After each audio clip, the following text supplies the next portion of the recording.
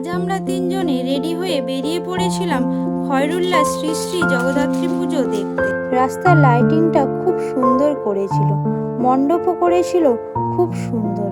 মণ্ডপে ভিড় তো কোনো অংশেই দুর্গাপুজোর থেকে কম ছিল না। আর তেমনই অপরূপ ছিল মায়ের মূর্তি।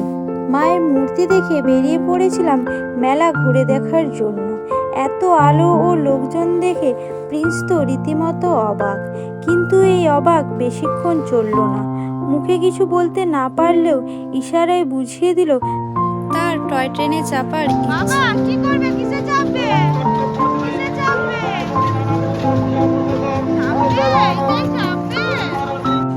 কিন্তু টয় ট্রেন তো এত খুদেদের জন্য নয়, তাই টয় ট্রেনে না চাপিয়ে দিলাম টয় গাড়িতে।